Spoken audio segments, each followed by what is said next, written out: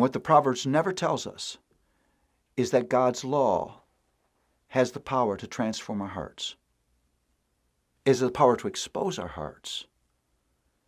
But it takes grace to rescue and change the heart. That's why Jesus had to come.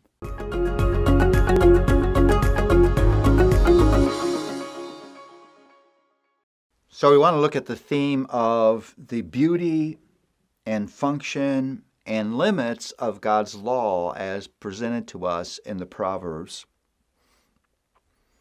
Proverbs reminds us that it is vital for us to love, to listen to celebrate God's law. God's law is not given to rob us of the good life, but so that we would thrive. I love this. Think about when the law of God was initially given. God had redeemed his children from 400 years of suffering and slavery in Egypt. But these recently liberated slaves had no idea how to live. And so God, in an act of abundant love and amazing grace, gave his law to them. It was not to wreck their lives, to restrict their lives, but so that in the boundaries of what God had laid out for them, they would thrive, because God loves his children. You know, life doesn't work without boundaries. Every good thing in life needs boundaries. And so God set boundaries for his children.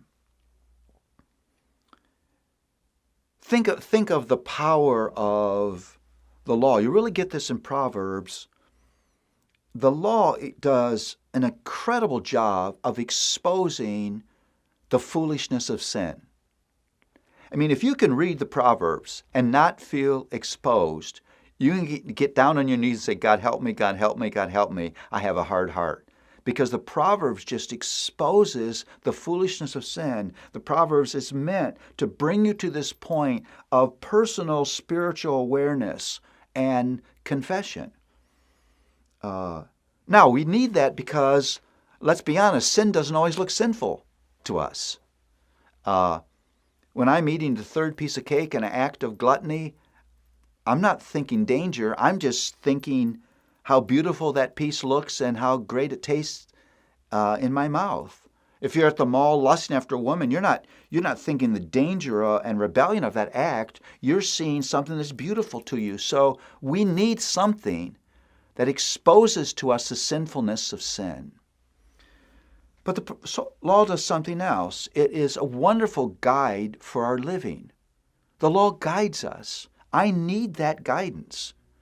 Because as long as sin lives inside of me, there will be artifacts of foolishness in my heart. And so I need to be told how to live and reminded again and again how to live. And you see that that beautiful guidance on every page of the Proverbs. How elaborately and how expansively and how repeatedly God repeats his guidance to us in Proverbs.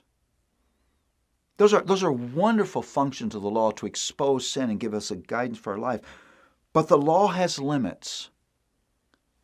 The Proverbs highlights those limits. Because the Proverbs teaches us the centrality of the heart. That my problem is not just informational. And my problem is not just relational. And my problem is not just situational. My problem is the sinful condition of the heart. That's why in Proverbs 4, the father says to his son, above all else, guard your heart. And what the Proverbs never tells us is that God's law has the power to transform our hearts, is the power to expose our hearts. But it takes grace to rescue and change the heart. That's why Jesus had to come. If the Proverbs could rescue and transform my heart, Jesus would have never had to come. And so the Proverbs presents to us the beauty of God's law, but the limits of God's law as well. If all we needed is God's law, then the coming of Christ, his righteous life, his acceptable death, his victorious resurrection wouldn't have been necessary. Celebrate God's law, but know its limits.